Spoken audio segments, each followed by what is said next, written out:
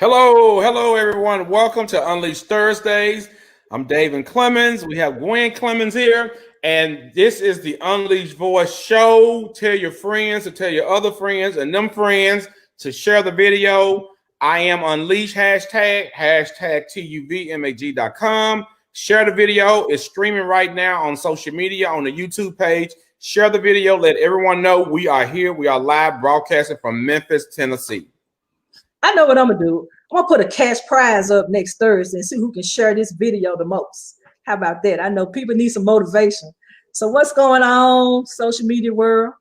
It's Thursday, and y'all already know what time it is, baby. It's Unleashed Thursday, and guess what?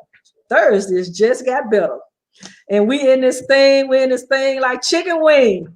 So listen, we're not gonna prolong because we're running a little bit behind. The technical issues, trying a new streaming software, as you all can see. So we're learning as we go. We're trying to get better. So right now we're gonna turn this back over to Dr. Clemens, because I'm sure he got something to say about the debate. So we're behind, and we know that the presidential debate just happened on Tuesday. And in the words of the great analysts on the great network CNN, they said it was a shit show, and it was a shit show. So we need people to register to vote. We need people to vote. Pick someone up, take them to vote with you. Make sure individuals have their absentee ballots in. Voting is crucial. In 2016, we only had 60% of the U.S. population to vote. 40% stayed home. Now is the time to vote. We have the white supremacy people rising. The groups are rising. So it's time for us to rise as well. Once again, if you are afraid, stay home. But we need bold, strong, courageous people to stand up to protect our women, to protect our trans individuals. We have to stand up and protect our people. They have malicious group with guns. We need to buy our guns to protect our people as well. I'm not violent, but I'm not going to let anybody push us over. If they're going to be at the polls protecting the polls, we need to be at the polls protecting our people as well. So everything they do, we need to counter them. So now is the time to be bold. If you're afraid, don't get involved in this, but I am ready to stand up for my people, liberate my people. I'm like Harriet Tubman. I carry a gun everywhere I go. So, hey, we do what we got to do. I'm on the side of the righteous people. I'm on the side of the oppressed and the marginalized people. We will not back down. We will not let Donald Trump and his minions bully us.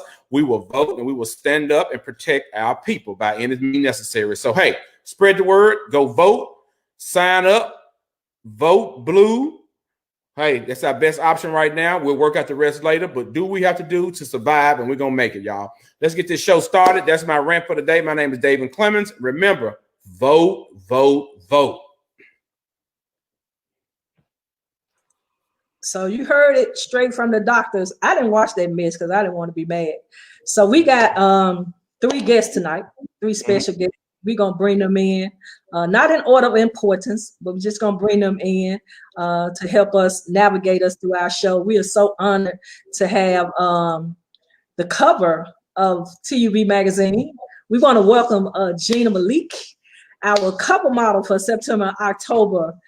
We want you all to get to meet her. She's a dynamic person doing big things. She's a serial entrepreneur. We'll let her get her plug in a little bit. We're going to bring in next our contributing writer, new to the Unleashed family. We got Derek in the house. Thank you. Good to be here. Hey, wrote a dynamic article about Black culture, homosexuality, and why we're going to liberate Uncle Cliff tonight. We gonna we are. Yes, we are. It's time. So we reached way down in the A. In the dirty A, down in the South. And I got on the phone and I started calling friends. Hey, I need Toya on this thing tonight. So listen. What that book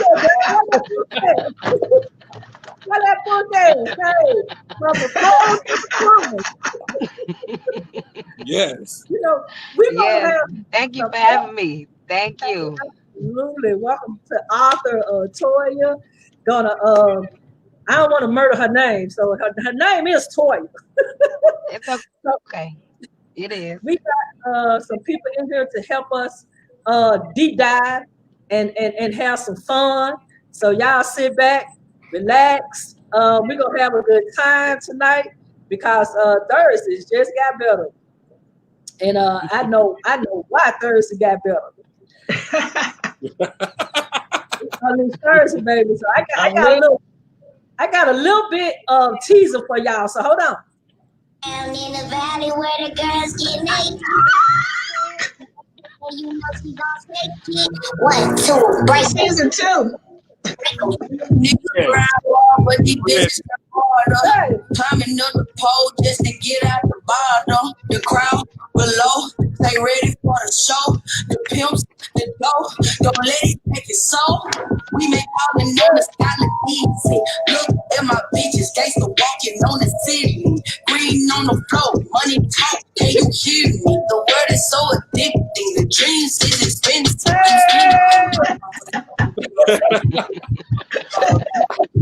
Season 2, baby. I'm ready. Absolutely. You know, Facebook will come in and shut us down. So let me give our disclaimer tonight. Elder Gwen and Elder Clemens, David Clemens, they over there right now. You got Peter and GQ for the Unleashed Sports Show, and we're gonna absolve everybody when we get through tonight from having this discussion. But on a serious note, we just know that it's important to be able to have conversations about what's going on in our world, what's going on around us, and it's just real.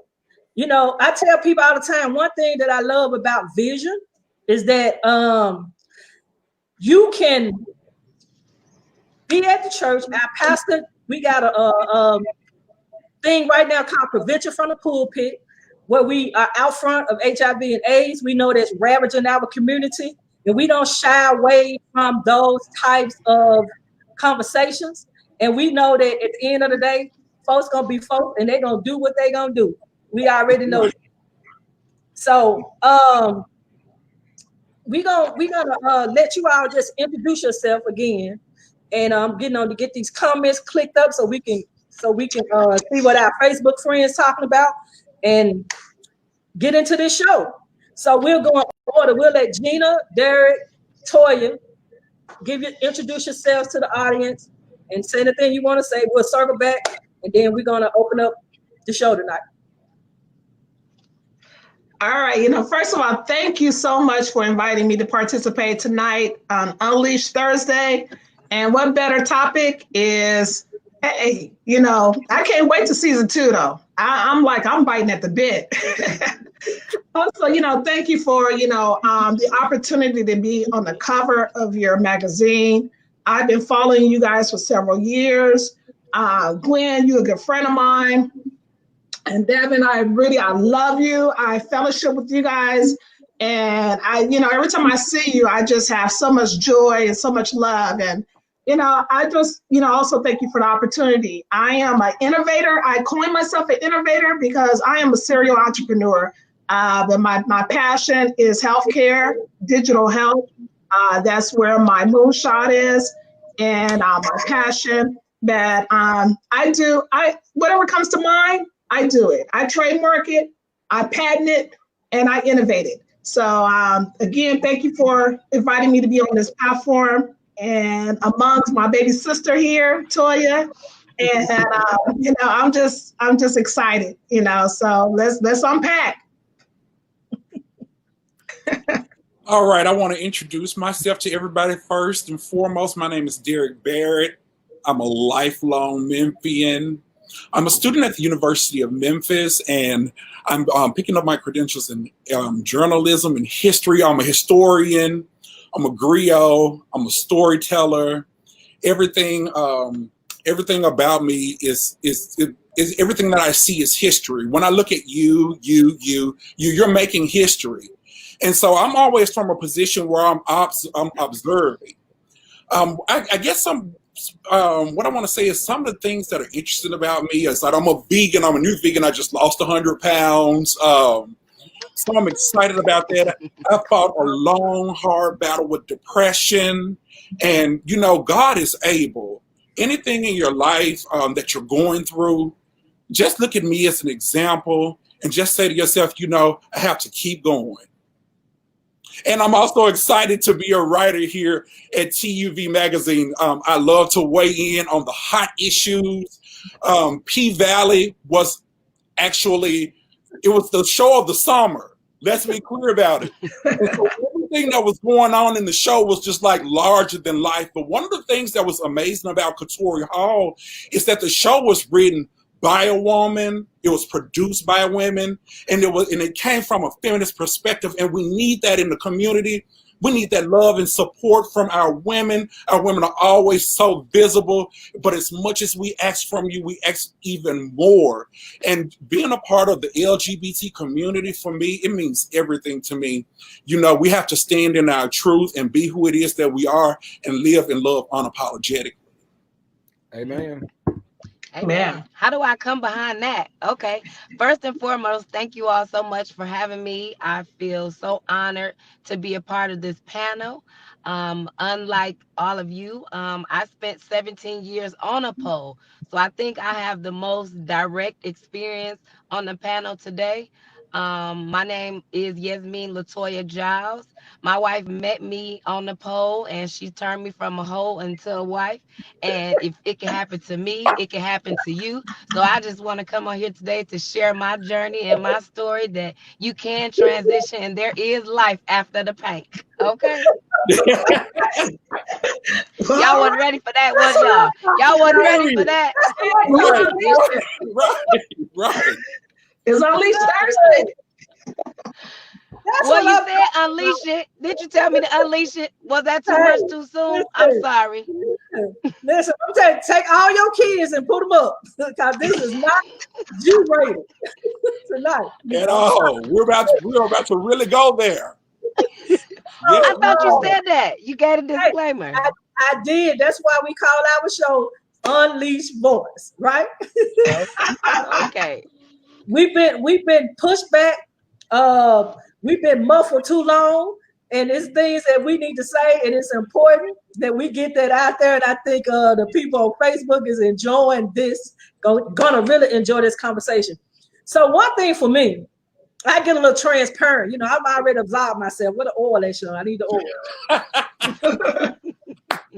My ex actually used to work in the club, and I used to go to the club and hang out, you know, because it was fun. I get in my little corner and I saw everything. And when I saw the depiction of the club, the dancing, the women, it was, I don't want to offend anybody by saying it's exotic dance. It's not strippers. That's political. So it was like on point. I mean, you know, I was like, that's really was like, it was like that. It was going down. And when you see P-Valley, it kind of take you back a little bit to all that was going on, the glitz and the glamour. But it's another side of that I think people really, really need to know. And that's why we opening this up tonight. So I just kind of want to first ask you, Toya, how realistic a display of the lives that they showing of the dancers in the club, Mercedes and M-I, double-S-I, whatever, David. It's M-I, crooked letter, I, crooked letter, I, hum by, I. Let's give Mississippi her respect. Hello. I think P-Valley is doing an incredible job as making it realistic as to what's going on. But Mississippi and Mercedes are not the dancers who are performing on the pole. Let me just say that the stunt doubles who are doing those pole tricks, I love the fact that this show shows the sport in it. Every woman can get up there and hold her own body weight. And most men can't get up there and hold their own body weight when it comes to that pole performance. So it's one thing to be able to put some oil on your body and stand there and look nice if you built a certain way. But we live in Atlanta, you can build your body. So whatever you want your face, your breasts, your hips, your butt, your legs to look like is one thing, because you can get on the back of the truck and make that happen. But for you to really get up there on the stage and be able to gravitate towards the audience and be able to perform in such a way that it make people, throw their mortgage at you and their car payments so that you can go out and pay your mortgage and your car payments payments. I think the show is doing an amazing job in showing that. Also, what it's like to be the manager of the club. It's assumed that because a lot of ones is being thrown around, there's a lot of money in the building, but majority of the people, because they're in a cash flow industry, as fast as the money comes, that's just how fast it's going back out. So I think the show does a great job of showing that the best chicken wings is in the booty club. There are baby mamas in the booty club.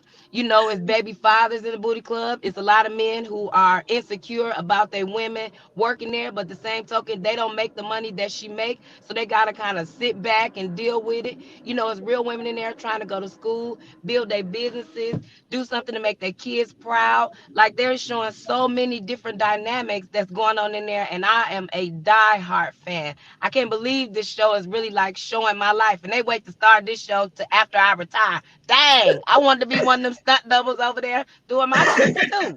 So, inquiring minds want to know, could you work that pole like that? Baby, now listen, it's been about 7 years. You hear me? It's been about 7 years. But I'm gonna come back out of retirement. I think I want to learn some more so I can teach some classes, because it's such a negative stigma behind pole dancing when it's really a form of fitness. It's really a sport. In our in white clubs, they are more strippers. They're standing there swinging their hair and kind of taking their clothes off. But exotic dancing goes on in the black clubs, because you really do pay to get in the club and you really do see a performance. It's a difference. I don't know if you all had an opportunity to go to a white strip club versus a black booty club. It's a big difference, a huge difference. We practice, we take pride in learning new tricks. We're there before our shift, after our shift, so that we can practice. We teach each other, we coach each other, we watch videos of like competitors so that we can come back and learn how to keep up with that. And the fact that we usually have like reoccurring customers or customers who come see us on a regular basis, we don't want to get dull or stale. So we always try to keep ourselves innovative. We always trying to do those daring tricks that maybe, somebody else in the club ain't gonna do. Sometimes the club could be 100 or 150 girls. So you got to be able to do some trick, some unique little style, so that they'll remember you and want to come back to see you again. Yes. Absolutely. I mean, hey, that was a lot of information that you shared. We do with you. So I know. I'm here for the ride. So, Derek, you wrote this fantastic article, and I approached you and I challenged you because you was like on Facebook as the what you call it, the blogger. I was like, baby, we finna do something with this, and you accepted my invitation. And one thing that I was really taken back for was how our community responded to the relationship between Uncle Cliff and Lil Murder. Right? So there's this big stigma between heterosexual men who don't see themselves as being gay, and then you have Uncle Cliff for that people don't understand that he's gender non-conforming in that particular character, and there's a lot of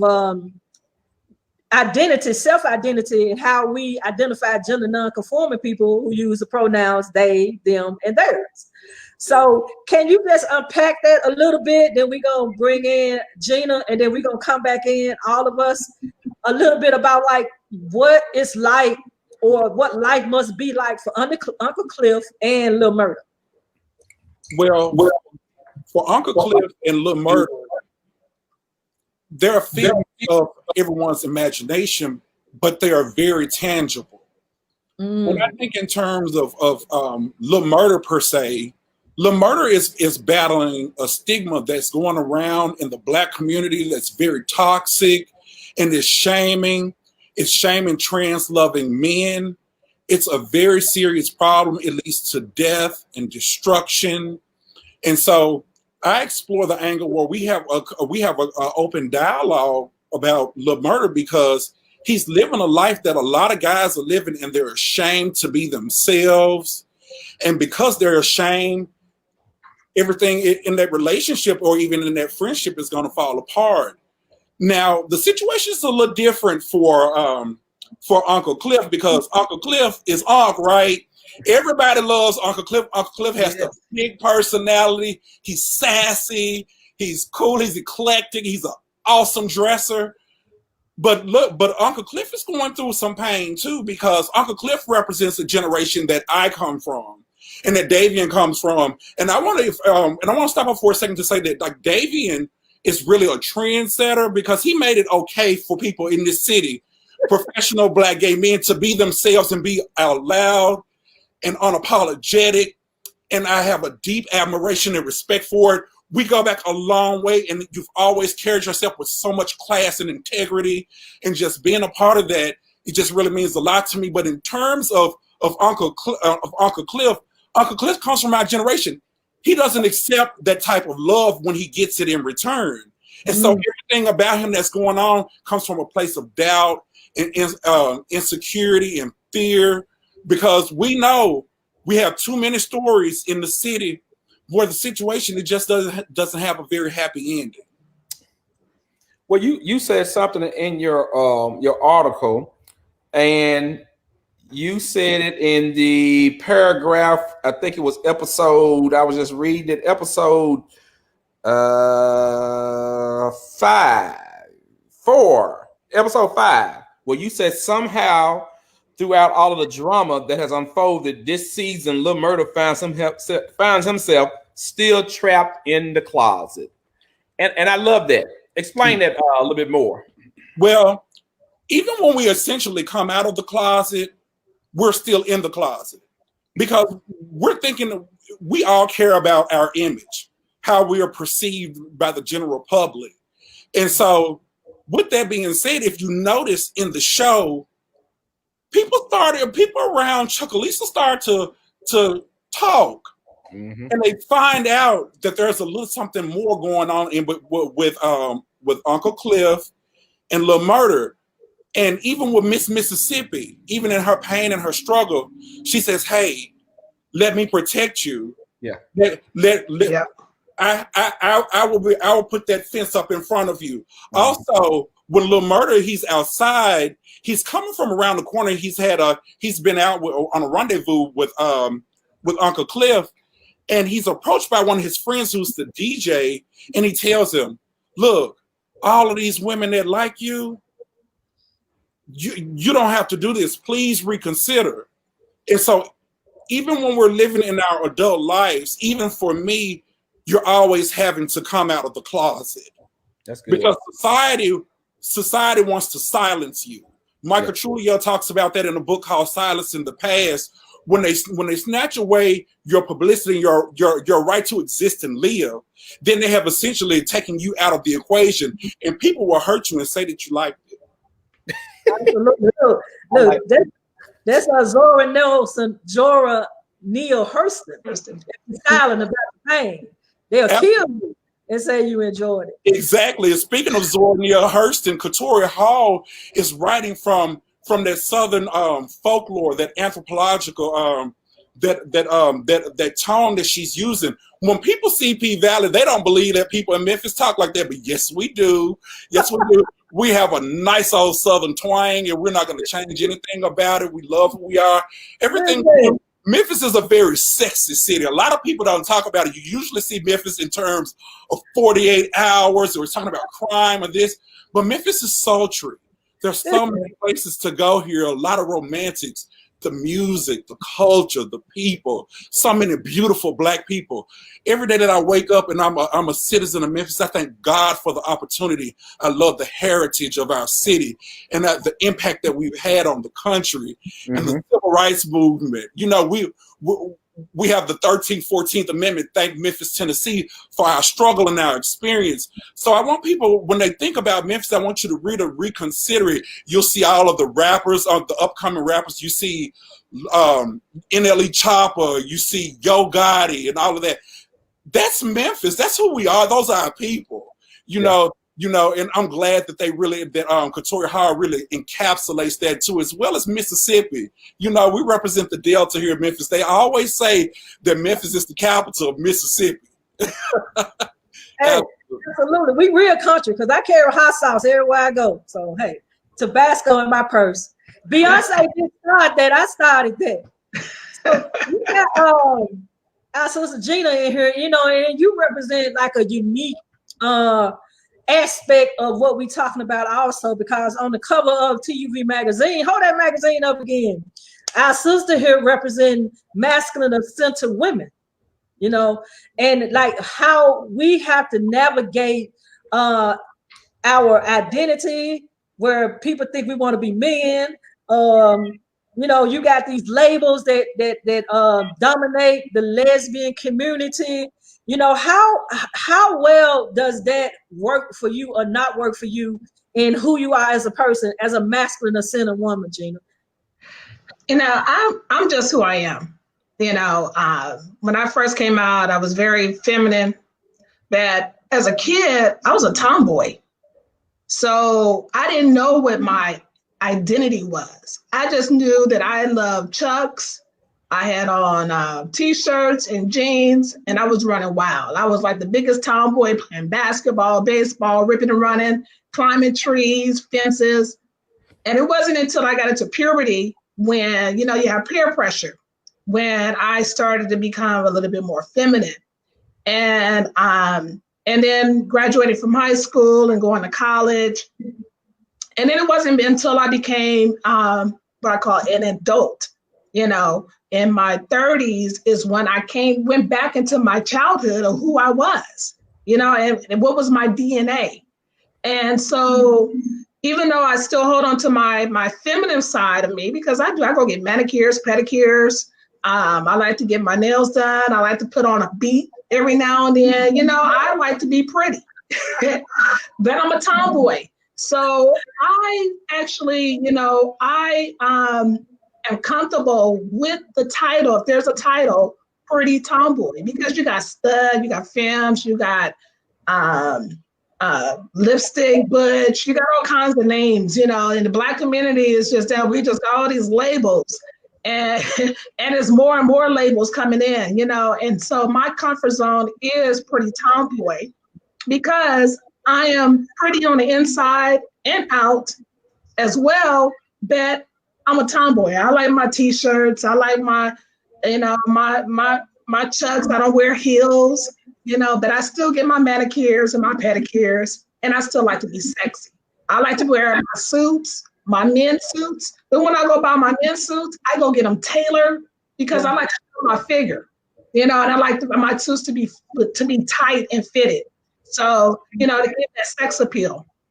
And so that's, you know, my comfort zone. But, you know, oftentimes, you know, it is a stigma on what are the labels, you know, what are you? What do you consider yourself? And I'm just like, I'm Gina.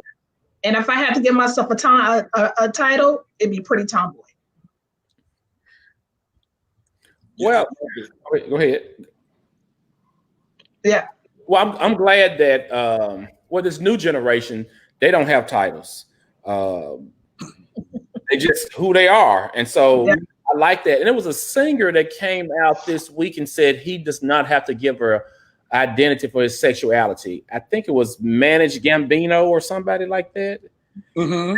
Yeah, they was asking him something regarding it, and he was like, I don't have a title regarding my sexual identity or orientation, one or the other. And I really hate that people put labels on people. I mean, whatever. But hey, I appreciate you being you and wearing your suits and all the above. Do you, whatever.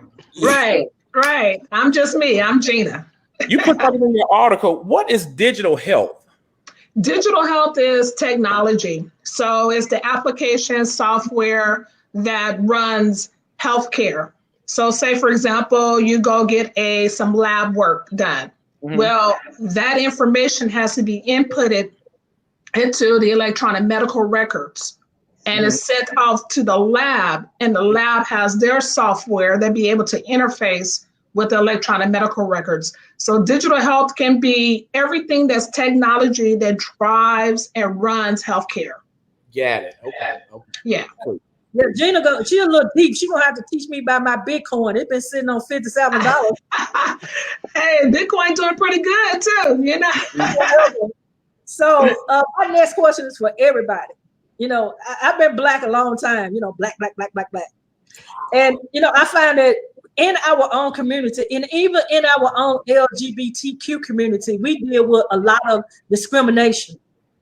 You know, it's supposed to be a safe space for us, and then you see it kind of like I didn't really see any other characters with Uncle Cliff identifying. It's two girls, my bad.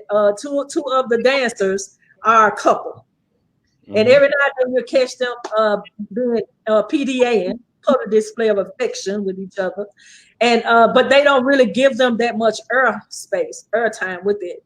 And for people, I know within our own community, a person like Uncle Cliff will have a hard time even coming into some spaces because you have the men that like what you call them, no fats, no trans, no what they have going on. No fat, no films. Yeah. So like within the women, you can answer this, Toya, like pertaining to the lesbian community if you're able, and then you can speak. You and David, Derek can handle it from a male perspective. Gina, you and Toya can have it from our perspective. What do y'all think is like one of the biggest barriers for us to be able to move past the discrimination that we impose on each other as far as like how we want to show up every day? Because how if you had to identify who you are, Toya, who would you say that you are when you show up in the lesbian community? That's a great question. Like Gina said, like everybody said, you know, I'm just me. I didn't realize that I had to walk in the room identified as something until my wife got pregnant. Until my wife and I got pregnant. Now, my wife is a stud and she carried our son. But the gay community, like, cussed me out everywhere we went. Like, you bogus. Why are you not pregnant? Why would you make your stud get pregnant? Why would you make her carry the baby? You know, they really went in on me, and I had to pause with them and say, y'all do know that she having a baby because she wants to. If it was up to me, we wouldn't have no another baby. At the time, we had already had a 12-year-old daughter, so just as shocked as they is looking at a stud pregnant, hell, I was shocked too, and I'm married to her. So, you know, I didn't know what to do with that. You know, when we got to be like 3 and 4 months pregnant, I was worried, like, okay, babe, you dress like a stud all the time. Like, what we gonna get you to wear? You know, like, we just can't. You don't want to wear nothing in the maternity aisle. You know, I was working at the Gap at the time, but everything in the maternity aisle was catered to feminine pregnant women. There really wasn't, you know, a type of clothing to kind of, you know, spotlight a pretty tomboy, if you will, because my wife is a part of Pretty Tomboys too. You know, so she created her own look. You know, I don't know if y'all remember, but back in 2015, we were pregnant.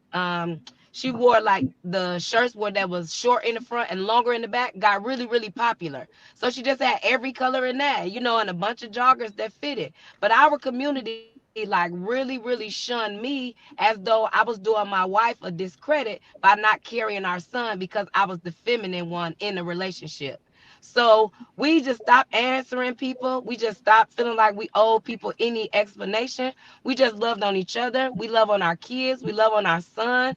You know, we do have a male boy and he wear pink, purple, yellow, green, orange, blue. We teach him all his colors. I don't feel like because he a boy, he shouldn't wear pink. And I don't feel like because my daughter is a girl, she shouldn't wear blue. I mean, we're going to wear what we feel like wearing for that day, and that's that. And the people that have a problem with it, don't look our way or buy you something other than what we wear because we're going to wear what we want to. Like, we stop answering questions or feeling like we owe anybody any explanation as to who we are when we walk in the room. I walk in the room, it depends on what room I'm in. Hell, if the times get hard enough, I'll be Miss Anonymous back on the pole. You know, when I'm with my wife, I'm Miss Yasmin Giles. You know, if you sign my name on the check, spell it YESMEEN. You know, if I got to fight, I'll jump into my alias, her name Minnie, MINNIE. You know, if I'm at church doing speeches, my name Toya. It depends on what room I'm in. It's going to tell you how I'm going to introduce myself. That's how I present. I don't know. I'm just, here's who I am. And those who don't like it, oh well. Oh well. I know I loved it. Well. I thought T was the cutest stud, pregnant stud. I was like, I was in there with her. I was like, come on, girl, how we gonna outfit you? I was so excited about it, I think more than you guys was. That you know, and it is a stigma on that, and which is unfortunate because at the end of the day, we still women. We still can produce, and we can still co-create. And how you bring a child into the world shouldn't actually, is really nobody's business, that we're co-creating. Correct. You know, and Oh, that's, honey, they skip right to us and ask detailed questions. They skip to us and ask detailed questions. Like, we'll be like, the nerve of these people, like, woo! Well, see, you know, I And always our saw community, the LGBTQI plus community, not straight people, our community is who did this to us. So from a male perspective, Brother Derek, go ahead. Absolutely. From a male perspective, we're always dealing with the idea of patriarchy, sternness, rugged individualism. And so there's always this idea that you always have to present yourself in a masculine, powerful tone, or in a masculine, powerful presence, I should say. For me, you know, one of the things where we hurt each other is that we cast so much judgment on one another because we want to live up to this idea of what it is to be a black man. You know, you want to make sure that you dress a certain way. You're smoking the right. You just can't be you just can't be yourself. And I'm gonna tell you, I got to a point in my life where I just could not do it anymore. I said, you know what? Whoever I am and whatever I am, I have to stand in it in this moment or it's going to kill me, seriously. And so what I had to do was go back to my passion, which was academia, reading, learning, and closing myself. I have a very small, tight-knit group of friends of black gay males. I have a lot of black lesbians, white lesbians. I have a lot of friends. But we always we're always thinking that we have to project ourselves a certain way. And we cast shame and doubt on boys who may be feminine, who may be battling with gender dysphoria.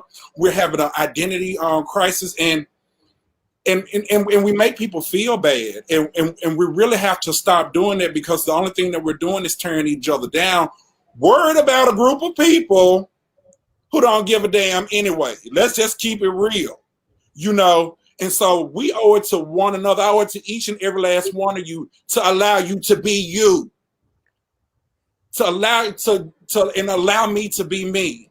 And when we find that love and acceptance within this community, then we're able to take that into the bigger community. I'm going to say this right here about the black community. We've come a long way. Our mothers, our aunts and uncles, when I look back, when we were young, when we were coming up, and we were teenagers in high school and coming up, the way that we're able to express ourselves now, we weren't able to do that back then. And so, and a lot of that comes from a lot of black parents. My mom is a conservative Christian woman, right? She's a woman of her faith. And when I go around her, it's not that I can't be myself. It's just that I have to always remember to respect her authority and her space, because there are certain things that my mother and even my father would never understand, but I love them so much. And so I'm still in the process. I'm still getting there.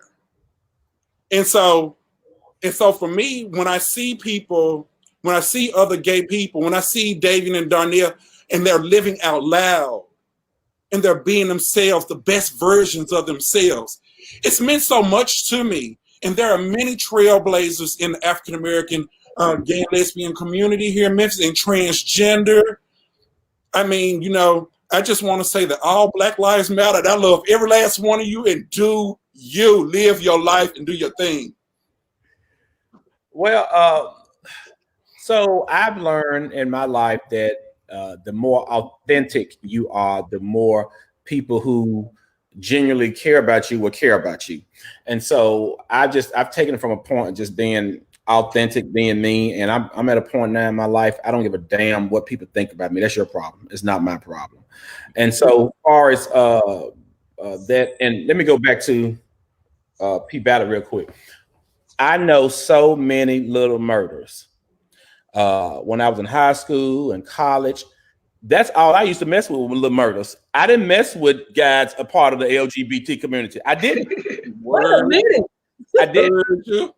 because I was attracted to the little murders, and they was attracted to me, and we didn't speak in the cafeterias. We didn't speak in the hallway. But when it was time to bump and grind, we knew the code and we knew where to meet at. So,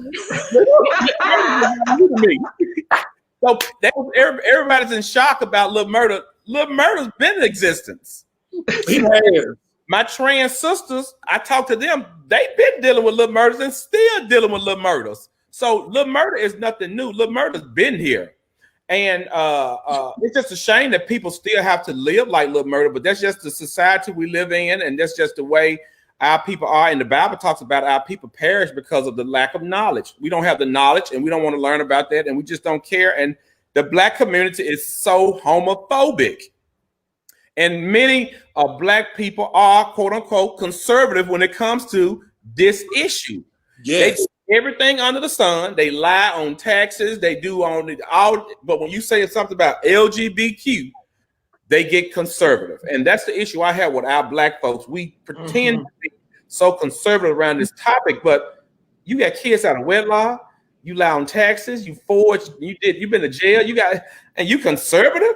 And so that's the issue I have with our Black folks and our even LGBT people, Black people. They try to be conservative. I'm like, how can you be Black and conservative and gay? That doesn't make sense. It's a conundrum. Yeah, and you have people in the community who support and love Donald Trump. They were talking bad about the movie P Valley, about the exotic dancers, but you don't talk bad about the Playgirl on the Bunny Ranch. Right. Those are good people, but the strippers are exotic dancers are bad people. I'm confused. Donald Trump's wife was a Playboy bunny. You know, the first lady of the United States of America was a Playboy bunny. She spread that ego wide in that magazine. Do you hear me?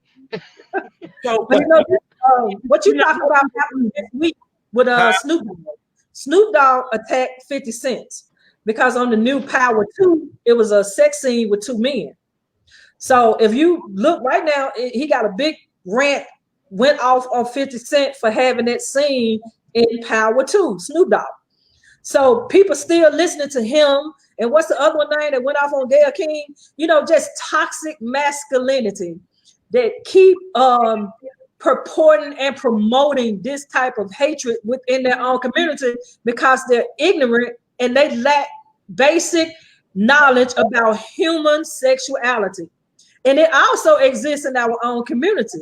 Because I had to explain to somebody that's been gay as long as I have, right?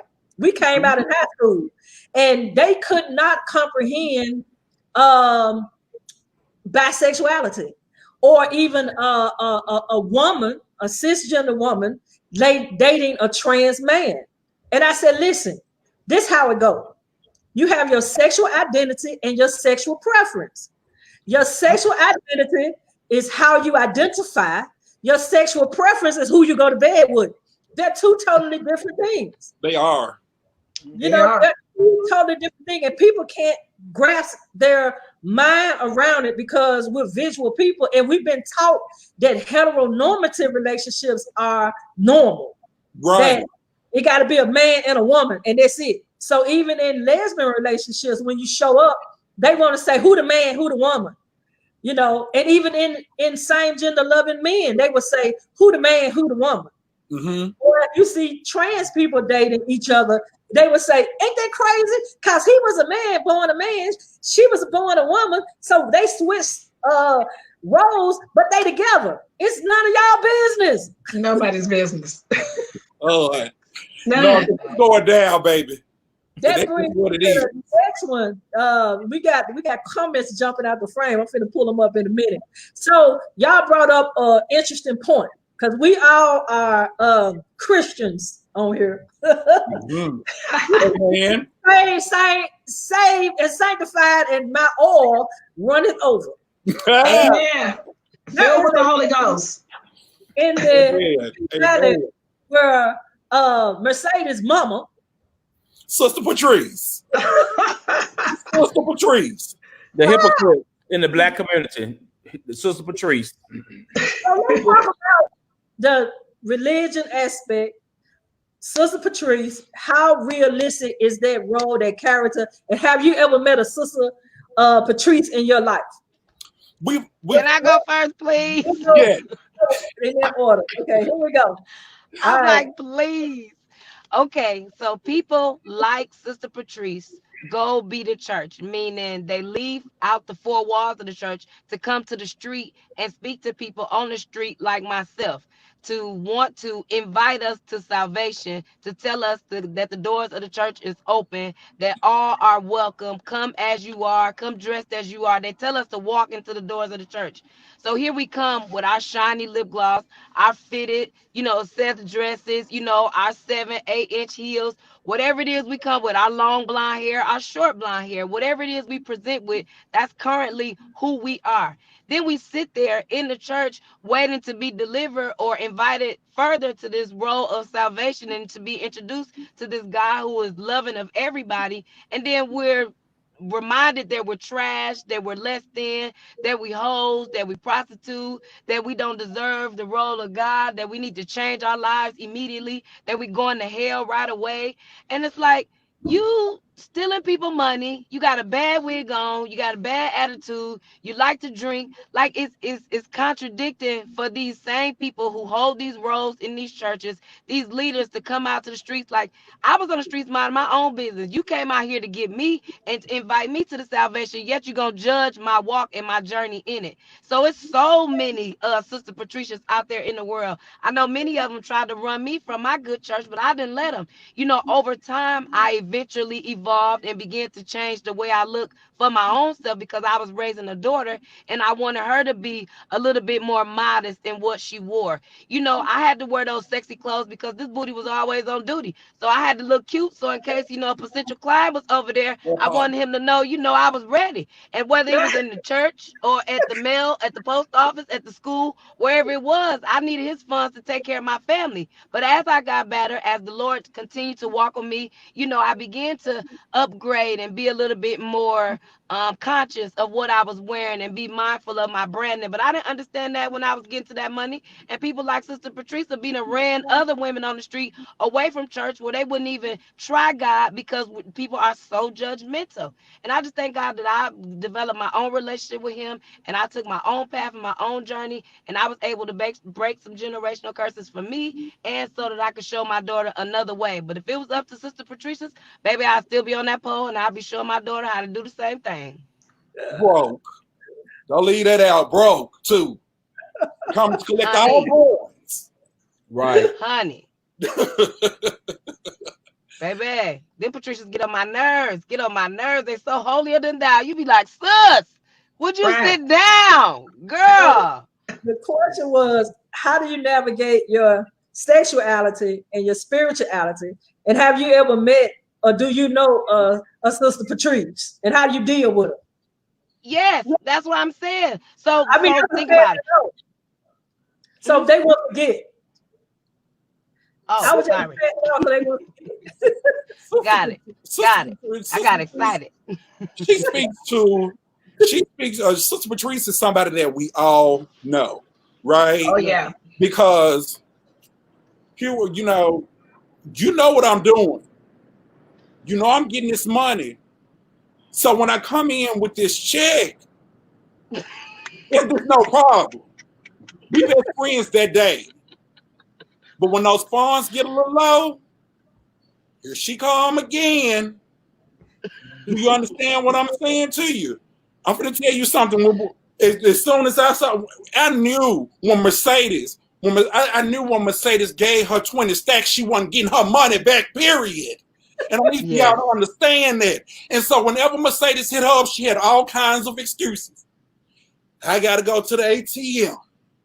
I ain't talked to Pastor.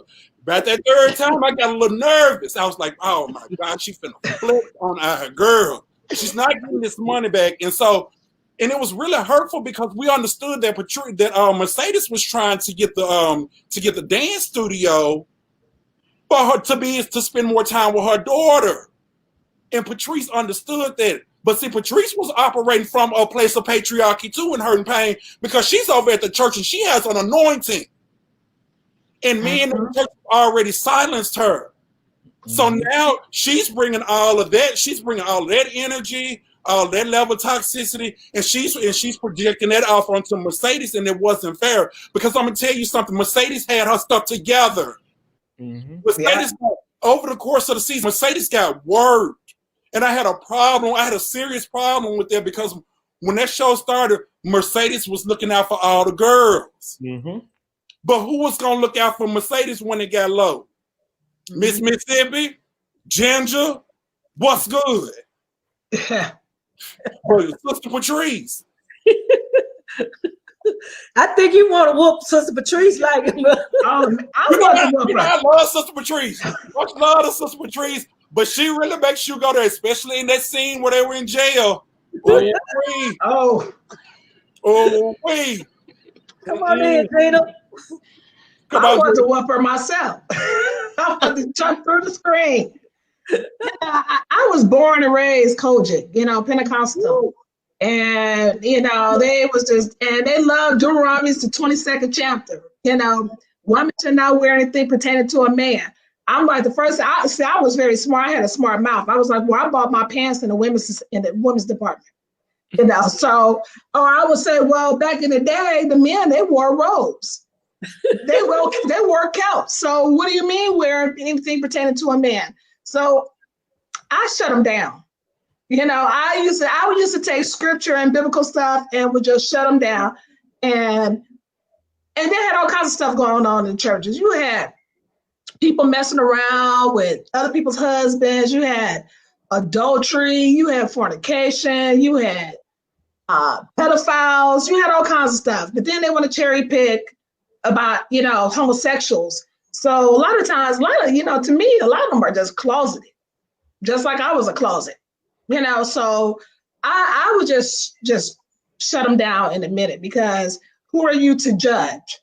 And my thing is, I always say, God made us all different and unique, and God don't make any mistakes. So when he created me, and he created me as a lesbian, so you're saying God made a mistake? No, ma'am, no, sir. So that's how I shut people down. I turn it around and I do that reverse psychology, and I use their words against them, and I just totally ignore them. And I just keep living my life how I'm gonna live my life, because it's my DNA and it's how God created me. And like I said, God doesn't make any mistakes. No. Right. Well, I think Sister Patrice is all of us, because I think all of us have been in her shoes before. And if we just look back over our lives and see how we were hypocrites at a time when we were stuck in the closet, or when we was out of the closet, we can resemble some of the characteristics of Sister Patrice. So that's why it's important for us to treat people the way you want to be treated. Because I've done not what Sister Patrice done, but I've been a hypocrite when I was in my early age, trying to be in the closet, being ashamed to be around certain LGBT people, not want to be seen in certain places, so we all have done that before. So I don't like her character, but her character is us, and we have some of those characteristics in us. Yeah. Not me. Speak for yourself, brother. I'm gonna have to I came out the womb. I was out. So I just opened it up to I guess we got a very active viewership, and if they had like any particular questions that they wanted to ask you all before we wrap this thing up. So what I do, allow each of you, and maybe if I haven't touched on something that you want to expound upon, we'll go with Toya, Derek, Gina. We'll give you about 2 minutes each. You can go ahead and plug yourself, your business, whatever it is that you're doing. This is your time right now. Toya, take it away. Okay. A couple things. Speaking back to P Valley, one thing that I would urge the entrepreneurs to do is to partner with a lot of those women, a lot of those girls that are in those clubs, still working and still dancing. Because one thing that I think we're missing the point is those girls are hugely entrepreneurs, and they have a big cash flow every day. And like me, I didn't have enough resources to kind of show me how to use my money more positively. You know, we lived in this sense where you make cash money, so whatever you spend for the day, you just go back to work and you'll make it again. But more entrepreneurs, so those of y'all that are in insurance, you need to be seeking, you know, some of the dances in there. If you're in banking, if you're an investor in any means, you know, teach those women, go there and kind of show them how to use their capital for something positive. I know for me, my book is called From the Pole to the Promise because my daughter and I was riding in the car one day and she just simply said, Ma, I wish I could come to work with you. I wish you had a job where I could visit you at work and that I didn't have to tell my friends that you did hair and makeup. I do hair and makeup, and that was what we used as our, you know, wording to tell other people. But I've always been very transparent with my daughter. I never lied to her about what I did for a living. But when she said that she wanted to come with me to work, you know, at first I almost went off on her like, girl, no, none of your friends' mother make the type of money that I make, nor are they readily available to you because I worked at night. So any activity that she had going on during the day, I was always present 100% of the time. But it wasn't about the money. My baby was saying prestige, you know, status. She wanted her mother to have something that she could be proud of. So when I walked away from the club and I went to school to get me a degree, I was trying to prove a point to my daughter that I could do something other than what I was originally doing. And because I kept my promise to my daughter, God kept his promise to me. I thought that on that pole and on my knees and on my back was the only way that I could support myself. I didn't know until I walked away from that life that I could tap into other gifts. And I thank God that I had a partner and a wife who supported me 100% as I transitioned out of that life. Because think, I was getting $2,000-$3,000 a night. So you want me to go work a job where I'm making $7.50? That's not realistic. So for those of you who know a stripper or know somebody that's still in the entertainment industry and you see more for her or you have greater potential for her or a way that you can partner with her and make her better, you know, allow her the time to transition, but introduce her to something, you know, greater than what she's doing and allow her some time to grow, because the same way, the same God that did it for me, he could do it for them, but we don't have enough allies and enough people in their ears and in their face telling them that they can do something else other than commit to that pole. I thank God, you know, I know a lot of women that's still 50, 60 years old, still stuck in the strip club, still working that pole, and I just thank God I walked away from the club gracefully. But had I not had my daughter and my family, my circle surrounding me, pulling me into something greater, I probably would still be there too. So that's my little tidbit. Also, y'all come visit the Smoker Spot. That's our new adventure. You know, it's in Douglasville, 1516 Municipal Parkway. That's another part of God Promise. You know, we opened up our smoke shop and we would love to supply all y'all smoker needs. Thank you so much again, Alicia, for having me. What city is this in? It's in Douglasville, Georgia. So when y'all come down here, y'all can visit. You know, we call everything Atlanta. Don't be I confused. know. Exactly. It's a couple of minutes from Atlanta. It's not too far away. Oh, we will be there. I can't smoke yet. Hold mine for me. I got other stuff for you. I got a lot of other stuff. You know, it ain't just for only smokers. It's for everybody. Okay. So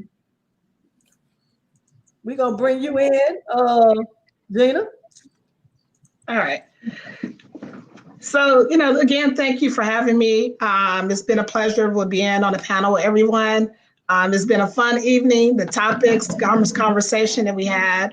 My takeaway that I really from the show P-Valley is that resonated with me is when Mercedes, she used, you know, what she was doing as a stepping stone, you know, as being an exotic dancer, that she had a bigger vision.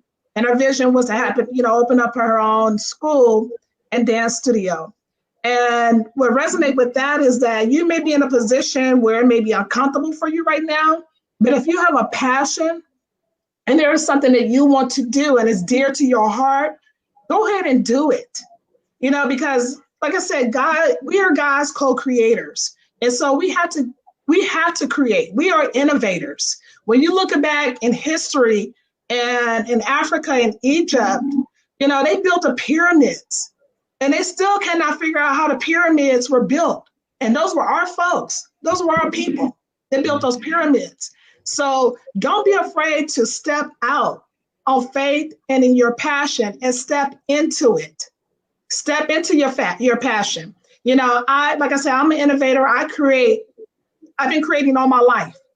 And my sweet spot is digital health. I also created during COVID, I created Pretty Tomboys. We have a group on Facebook, and the group is now over 2,000 members. And really it was just doing it out of boredom, and I created this group, and it just grew and grew and grew. And so I brought on a partner, and I was like, what are we gonna do with this? We gotta be able to have, not only just try to monetize from it, but also how can we grow our community?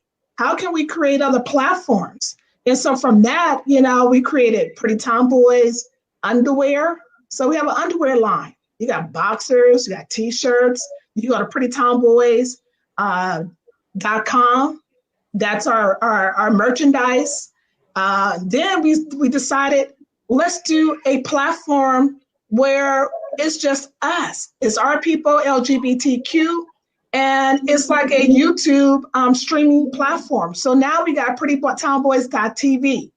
So to me, it's just like, do not be afraid to expand and create, because it's in you. All you have to do is just drive it out of you and then put it on paper, create it, and expand, and then go live with it.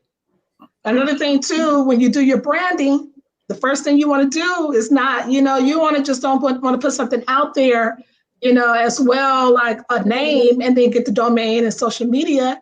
You got to go as far as getting your trademark, because you got to protect your intellectual properties. See, and culturally, they used to steal our stuff. They used to steal our ancestors. They would create and make inventions, and they would take the patents, and their families are still living off of that. So now what we need to do is do the same thing for us, is creating not only generational wealth, but also creating a legacy. And how do you do that? You protect your intellectual properties by doing trademarks, by doing a patent. And so with that being said, is that with Mercedes, is that what resonated with me and what I loved about the show is that she followed her passion. Even though she was in an uncomfortable situation, she was focused. And you got to be zero in, and you got to be focused, and then build a team. You can't do everything by yourself. Go get a team, go get players, because as you look at baseball, sports, and all that, it's a team. Even if a silo, sports where you have tennis and golf, you got your caddies and you got your coaches. It's still a team.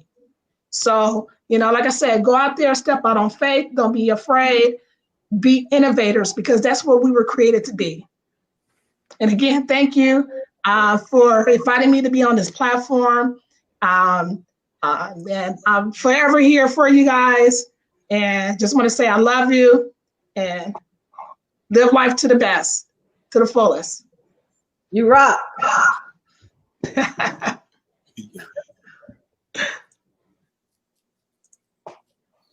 Well, what I take away from P-Valley is the culture of exposure.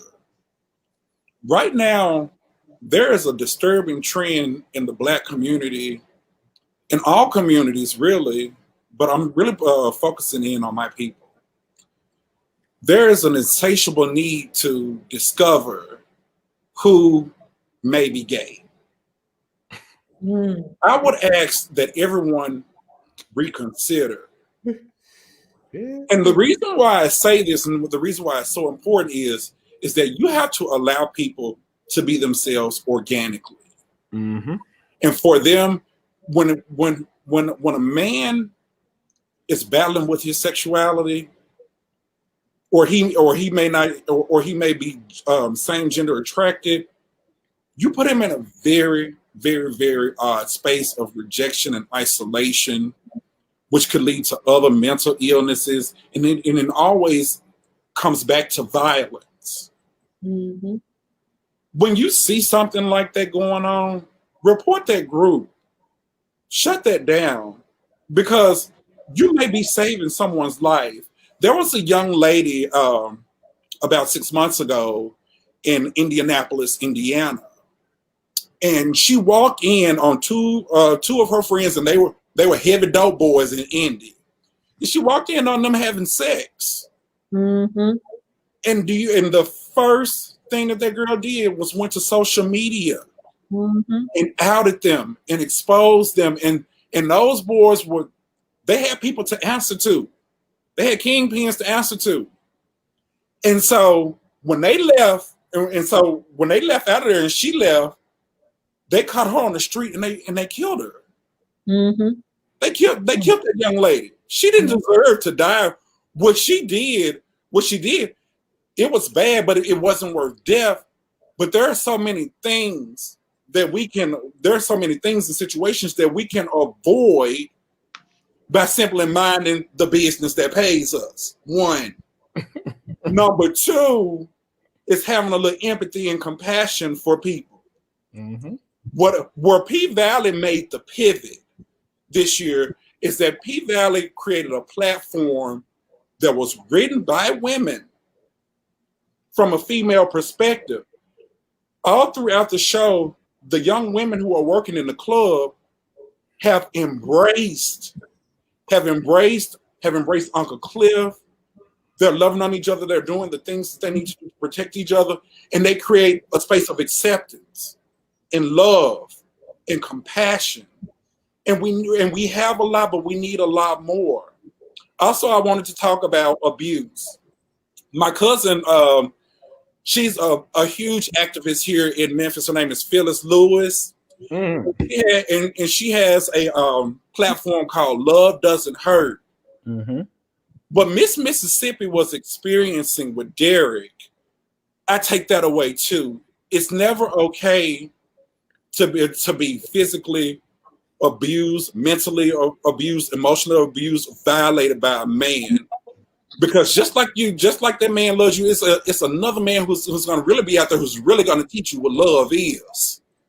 Mm-hmm. And so if you are struggling, you don't know how to express yourself, if you are afraid, never be afraid to reach out. There are so many outlets and support systems here in Memphis.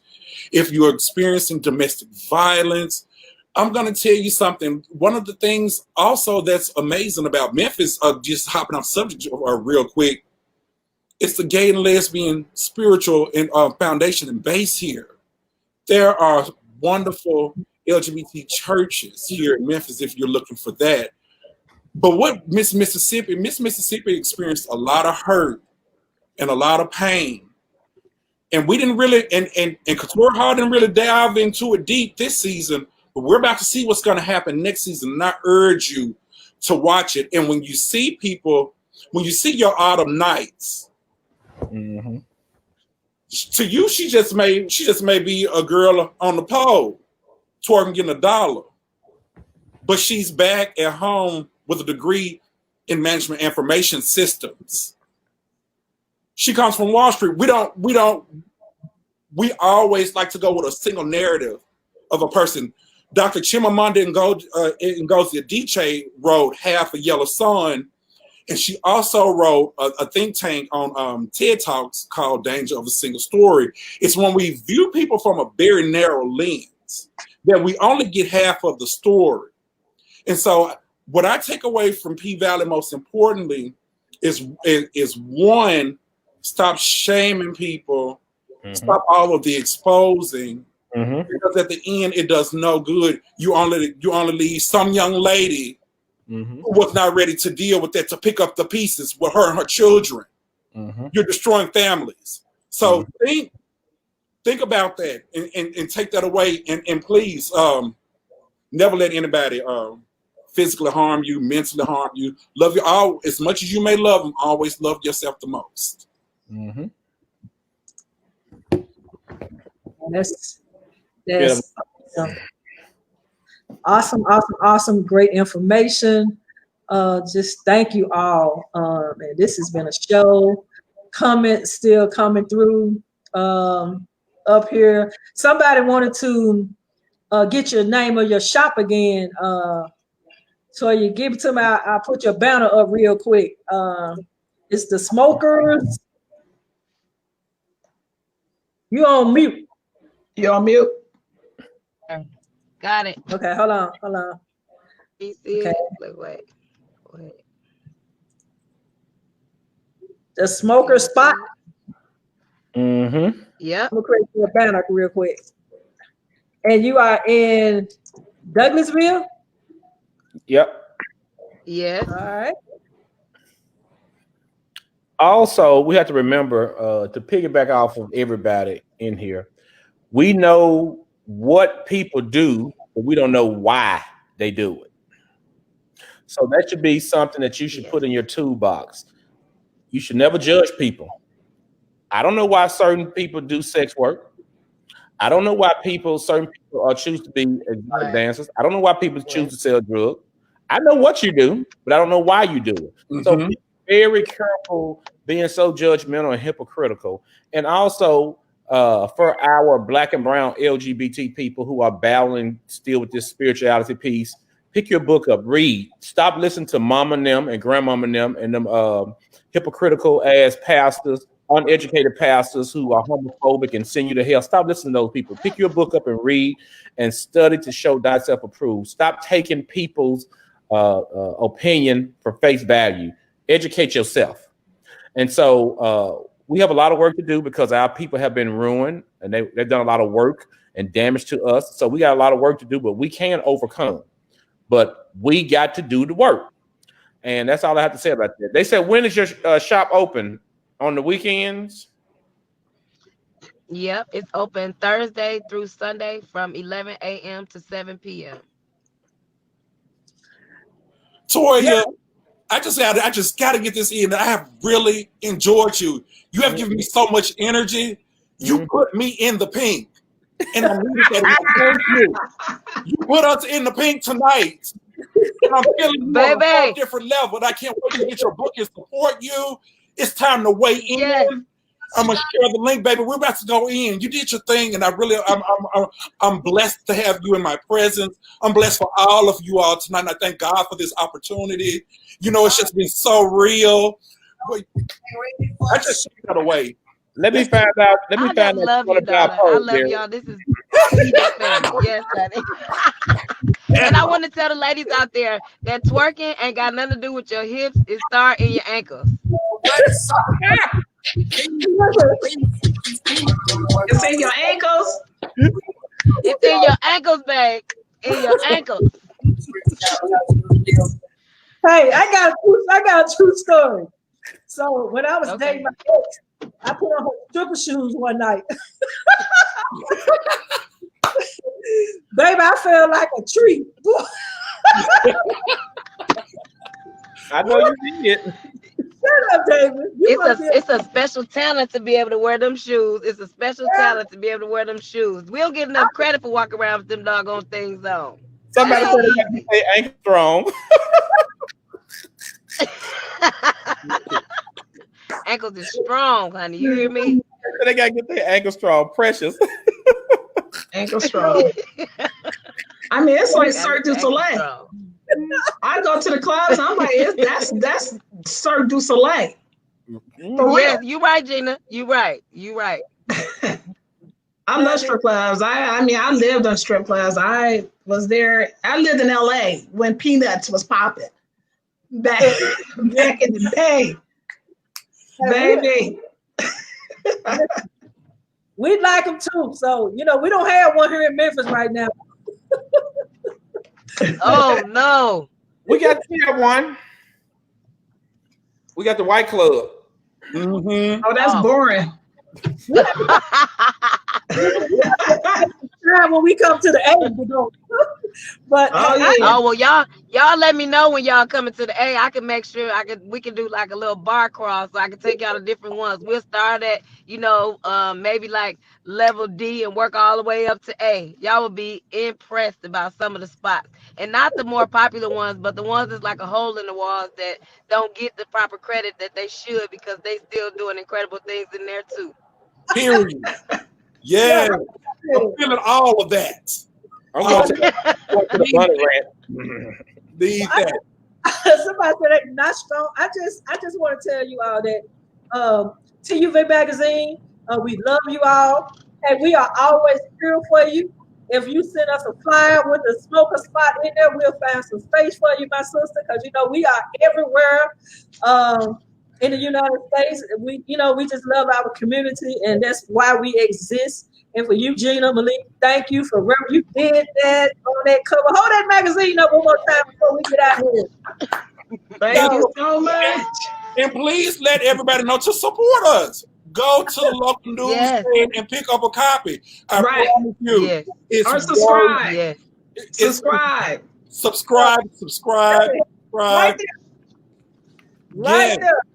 We will ship these babies to your home, and you will have them. You won't even have to get out and put your mask on.